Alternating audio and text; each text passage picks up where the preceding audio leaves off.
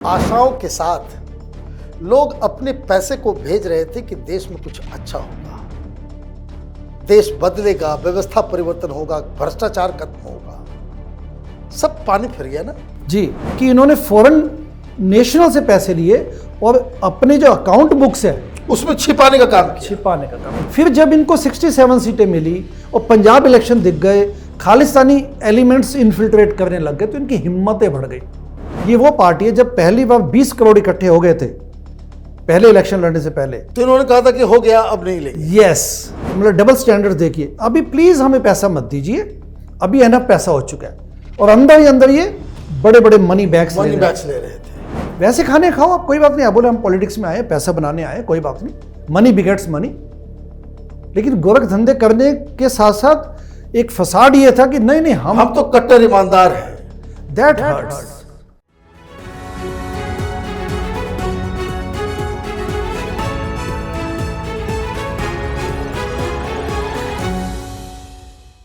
नमस्कार, capital TV में आपका स्वागत है। कल अमित शाह ने एक बड़ा बयान दिया। कहा केजरीवाल जिस कुर्सी के साथ फेविकॉल से चिपके हुए हैं, 4 तारीख को ये फेविकॉल खत्म हो जाएगा। कोई जादू होने वाला है या फिर एक नया मामला, एक सीक्रेट रिपोर्ट जो ईडी ने गृह मंत्रालय को दिया है, उसमें कोई ऐसी अनोखी बात सामने आई है कि जिससे केजरीवाल और उसके तमाम लोग बुरी तरीके से फंसने वाले हैं। कहानी कैपिटल टीवी ने दिखाई कि किस तरीके से फर्जी तरीके से इलीगल डोनेशंस विदेश से लाए गए हैं। विदेश से कौन पैसे भेज रहा है और क्यों भेज रहा है। किसी पॉलिटिकल पार्टी को विदेशी फंडिंग लेना वर्जित है, गैर कानूनी है। तो ये गैर कानूनी काम किस तरीके से अंजाम दे रहा था केजरीवाल और उसकी पार्टी, ये जानने और समझने के लिए हमारे साथ डॉक्टर मुनीश रायजादा हैं। आपका बहुत बहुत स्वागत है। Thank you very much. अब पहले एक परिचय में दे दूं, आज बहुत बड़ा खुलासा होने वाला है। पूरी पोल पट्टी आज हम लोग खोलने वाले हैं इस विदेशी फंडिंग के पूरे गेम के ऊपर। क्यों? क्योंकि ईडी ने कहा कि आम आदमी पार्टी ने एक एनआरआई ओवरसीज सेल बनाया था जो विदेश से, खास करके यूएस, अमेरिका, अरब कंट्रीज, जर्मनी, ऑस्ट्रेलिया, न्यूजीलैंड, इस तरह के देशों से वो पैसे इकट्ठा करते थे और पार्टी को भेजा करते थे। क्या हमने बताया? NRI overseas cell. और डॉक्टर मुनीश रायजादा कुमार विश्वास के साथ इस ओवरसीज सेल के को कन्वीनर थे। एम आई राइट? जी, 2015 में जब गवर्नमेंट में आई आम आदमी पार्टी राइट दिल्ली में, तो अप्रैल 2015 में, फरवरी में शपथ ली अरविंद केजरीवाल जी ने, और अप्रैल 2015 में मुझे और कुमार विश्वास जी को एनआरआई सेल का को कन्वीनर्स नियुक्त किया गया। लेकिन इसमें एक बड़ी बात वो ये कि डॉक्टर मुनीश रायजादा ने केजरीवाल से कहा कि फंडिंग के बारे में ट्रांसपेरेंसी होनी चाहिए। एम आई राइट? एग्जैक्टली। हमने चंदाबंद सत्याग्रह भी चलाया और इनको पार्टी से बाहर का रास्ता, ईमानदारी की बात करो तो बाहर का रास्ता दिखाया जाएगा। और अगर उसके मकड़ जाल में 1 2 का 4 4 2 का 1 करने लायक अगर आप हैं तो दुर्गेश पाठक की तरह आप कद आपका ऊपर उठ जाएगा। लेकिन खैर, बाकी बातें तो बाद में। पहले मुझे एक बात बताइए, ये कनाडा से, ऑस्ट्रेलिया से ये जो आरोप लगाए जा रहे हैं कि पैसे आते थे लेकिन एक ही तरह के मोबाइल नंबर से पैसे आ रहे हैं, एक ही पासपोर्ट का नाम इस्तेमाल हो रहा है, एक ही ईमेल के जरिए पैसे आ रहे हैं, ये पैसे देने वाले हैं कौन? एग्जैक्टली मनीष जी, यहाँ पे ये समझने की बात है कि क्योंकि मैं 2012 में जब पार्टी बनी मैं तभी जुड़ गया, तो मैं तब शिकागो में था। तो नेचुरली मैं एनआरआईज के कॉन्ट्रीब्यूशंस कैसे आते थे उससे भली भांति परिचित भी हूँ, और जमीनी स्तर पे मैंने देखा भी हुआ है कि विदेशों से लोग कैसे पैसे भेजते थे। राइट। किस तरह से भेजते थे? पहले क्या होता था कि उस वक्त एक उन्माद था लोगों में, आंदोलन था। हाँ, आंदोलन था उस समय। आंदोलन के प्रति लोगों की देशभक्ति की वजह से लोग भेज रहे थे। एक जील था, एक था कि कुछ देश के लिए करना है। तो लोग क्या कि जैसे छोटी सी पार्टी की किसी ने $100 दे दिए, किसी ने $20 दे दिए, किसी ने $50 दे दिए। Right. या मीटिंग होती थी तो एक दूसरे को सब लोग प्रेरित करते थे कि चलो ऑनलाइन जाके आम आदमी पार्टी की वेबसाइट पे पैसे डाल दीजिए, विच वॉज प्रीटी लेजिटिमेट। ये वहाँ पे कुछ कैश डोनेशन करते थे और वो छोटी मोटी अमाउंट जो रेज होती थी हम खुद भी करते थे, वो किसी न किसी डोनर ने अपने खाते से अमाउंट डोनेट कर दी। इस बात का ध्यान रखते हुए शुरू की बात बता रहा हूँ कि किसी भी प्रकार से वायलेशंस ना हो। एनआरआई जो इंडियन नेशनल होता था वही डोनेट करता था। लेकिन 2015 में जब सत्ता में आ गए, 67 सीटें मिल चुकी थी, अब इनको पंजाब का इलेक्शन दिख रहा था, क्योंकि ईडी ने जो चार्जेस लगाए हैं, बात कहाँ से खुली? बात खुली खेरा साहब के जो एमएलए थे उस वक्त।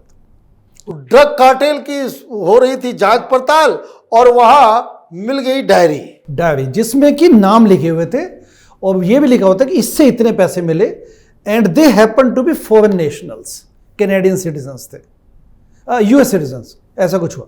आप आगे बढ़े, एक बात मेरे मन में ख्याल आ रहा है, कितनी बोले उसको कह सकते कि आशाओं के साथ लोग अपने पैसे को भेज रहे थे कि देश में कुछ अच्छा होगा, देश बदलेगा, व्यवस्था परिवर्तन होगा, भ्रष्टाचार खत्म होगा, सब पानी फिर गया ना जी। अब मैं आपको बताता हूं, क्योंकि चार्जेस हैं 2015 से 2022 के बीच में आम आदमी पार्टी ने फॉरेन फंडिंग में एफसीआरए का violation, foreign contribution regulation act का के साथ फजिंग करते हुए फॉरेन नेशनल से डोनेशन ली। ये चार्जेस है।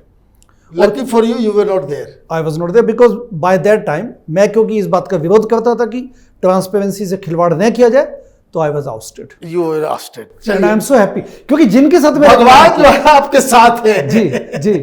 अब ये बताइए कि उसके बाद क्या खेल शुरू हुआ? अब जैसे उसमें जो नाम कल आए, अनिकेत सक्सेना, कपिल भारद्वाज, दुर्गेश पाठक, पंकज गुप्ता, इनके साथ क्योंकि मैं 2012 से, तो मैं सब इन करेक्टर्स, इन पर्सनैलिटीज को, इन प्लेयर्स को समझता हूं, जानता हूं।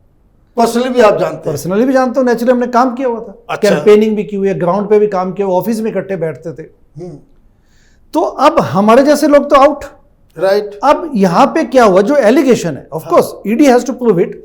मैं यहां पे ये नहीं कह रहा कि मेरे पास एविडेंस है, बट द पॉइंट इज कि जो न केवल इन्होंने फॉरेन फंडिंग ली, क्योंकि पंकज गुप्ता को बुलाया गया, पंकज गुप्ता की स्टेटमेंट है, ईडी ने जो चार्जेस कल सबमिट किए उसमें उन्होंने कहा कि पंकज गुप्ता जो कि जनरल सेक्रेटरी थे, और तब तक एक बात और, एक इंपॉर्टेंट पॉइंट जो कि बड़ा क्रूशियल है यहाँ पे, के सेवड़े, उनको आप ट्रैक कीजिए, उनको हम संजू भैया बोलते थे। खजांची वो थे, कोषाध्यक्ष पार्टी के सेवड़े थे, अजमेर के रहने वाले हैं, संजू भैया उनका पॉपुलर नेम था। ओके। स्टेटमेंट कौन दे रहा है? पंकज गुप्ता, जो कि कोषाध्यक्ष नहीं है, वो है जनरल सेक्रेटरी। क्योंकि जो ईमानदार लोग थे वो तब तक आगे बढ़ चुके थे पार्टी छोड़ के। तो के सेवड़े भी 2015 तक डिसग्रंटल्ड हो चुके थे, और मैं उनको अच्छी तरह जानता हूं। हम बैठे यहाँ पे मॉडल टाउन में, उनकी सिस्टर के यहाँ पे बैठे थे, उन्होंने खुद कहा कि मैं खुश नहीं, के सेवड़े, लेकिन वो बयान नहीं देते, आना नहीं चाहते।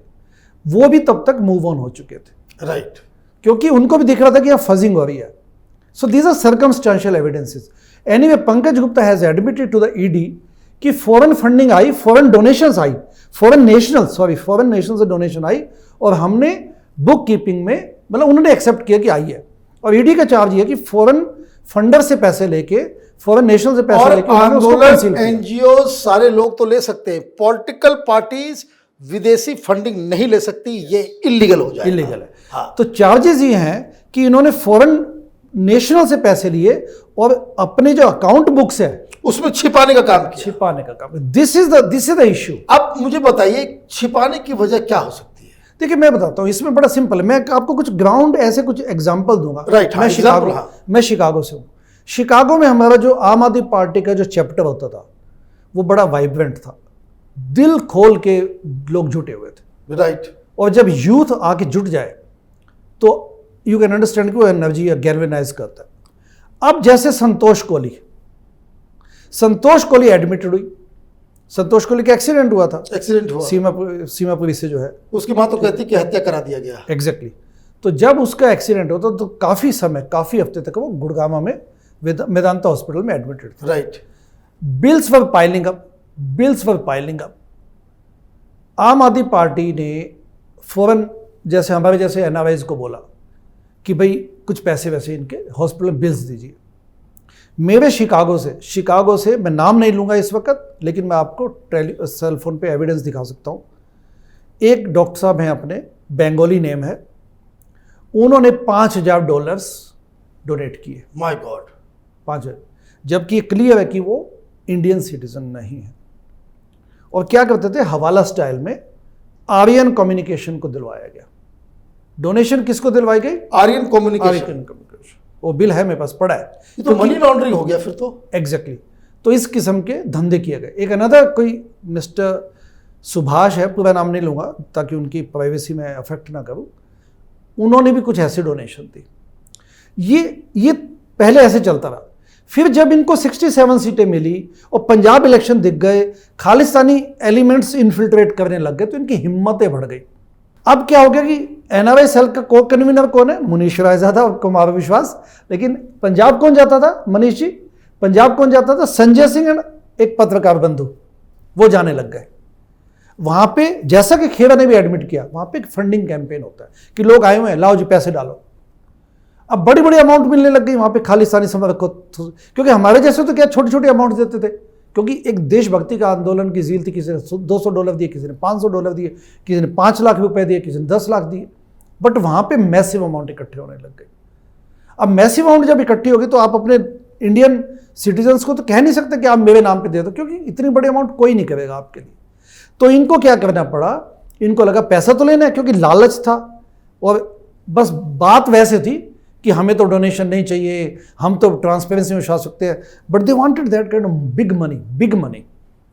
तो वहां पे क्या होने लगा कि फॉरेन जो असली डोनर्स थे, जो कि इंडियन सिटीजन्स नहीं थे, वो डोनेट करने लग गए। और आम आदमी पार्टी ने सोचा कि अब क्या करें, तो उन्होंने कहा कि अकाउंट बुक्स को ही मॉडिफाई करने लग जाओ। This is precisely what happened. Okay, but अब पैसे आ रहे हैं लेकिन नाम जो है वो छिपा दिया गया, आइडेंटिटी छिपा दिया गया। तो फिर तो वो कोई भी हो सकता है। Exactly, and we don't know उसका बेसिस क्या। ये फजिंग हुई है जो तो वो तो कोई ड्रग का भी पैसा हो सकता है, खालिस्तानियों का पैसा हो सकता है, आईएसआई का पैसा, किसी, जब आपने पूरा फज कर दिया, ये तो अब आम आदमी पार्टी को एक्सप्लेन करना पड़ेगा भाई वो लोग कौन थे। एक सुखपाल खेरा की डायरी से एक बात निकली ना। हाँ, बाकी पूरी जांच की जाए तो पता ही नहीं क्या क्या निकलेगा, क्योंकि इनके हौसले उस वक्त बुलंद हो चुके, दुस्साहस आ चुका था इन लोगों में। इनको लगा कि पैसा बस आ जाए कैसे ना कैसे, and that is how they just started this making money. मैंने मतलब अंधाधुंध पैसे चाहिए थे। एग्जैक्टली, अंधाधुंध काम करना। अब मुझे बताइए, क्या आपको लगता है कि भाई जो कनाडा से जो ज़्यादातर पैसा जो आ रहा था वो खालिस्तानी एलिमेंट्स के जरिए आ रहा था, कि वहाँ पे आप लोग जैसे देशभक्त वाले टाइप के लोग जो है वो पैसे दे रहे थे? देखिए छोटा अमाउंट तो हमेशा आता था, जो जील वाले लोग हैं ना। अच्छा, वॉलंटियर्स तो थे ही उस वक्त। Okay. अब तो सारी ट्रस्ट सब ढह चुका है। उस वक्त एक जील था लोगों में, तो लोग न केवल पैसे देते थे, वो फोन कॉलिंग भी करते थे विदेशों से बैठ के, ताकि आम आदमी पार्टी की सपोर्ट बढ़ाई जाए। बट वो सब डिसमेंटल हो चुका है। अब ये प्योरली इनका इस किस्म का जो रियल पॉलिटिक्स चलाई जाती है। मुझे याद है क्योंकि हम लोग भी जुड़े रहे थे जी, कि भाई आप लोग बाकायदा कॉल सेंटर्स चलाया करते थे, अमेरिका से कॉल करते थे हिंदुस्तान, जी जी जी, कि ये काम कीजिए, ये काम कीजिए, ऐसे बदलने वाला है, ऐसे सब कुछ होने वाला है। तो ये जो आरोप लगाया जा रहा है ईडी की तरफ से, ये कहा जा रहा है कि इसमें पूरी तरीके से मनी लॉन्ड्रिंग और उसमें सस्पिशियस एलिमेंट्स जो है यस, वो, इसका तो खुलासा हो सकता है। बिल्कुल हो सकता है। डिटेल्स में जाएंगे तो काफी, क्योंकि इन्होंने बोले 7 करोड़ साइट वहां पे ऐसे आए, बट उसकी डिटेल्स में जाएंगे तो मैसिव अमाउंट ऑफ मनी आया हुआ है इनके पास, मैसिव अमाउंट। और क्या तरीका हो रहा था लोगों से पैसे लेने का? ये तो बुक्स में आ रहे हैं, क्या बुक्स के अलावा भी पैसे जो है किसी और चैनल से, जैसे कोई कनाडा में किसी का रिलेटिव काम कर रहा है, उससे पैसे आपने उधर बैंक में डाले, वहाँ से जो जिस तरह से लोग बहुत सारे ऑपरेट करते हैं, क्या उस तरह से भी पैसे लाए जा रहे थे? इसके साथ बिल्कुल आपकी बात ठीक है, ये तो होता ही था। प्लस क्या करते थे कि एनआरआई जो ये समर्थक थे, वी डोंट नो कि वो किस किस्म के उनका बेसिस है, खालिस्तानी हो सकते हैं, नॉन खालिस्तानी हो सकते हैं, वो इंडिया आके स्पेंड करते थे वो मनी।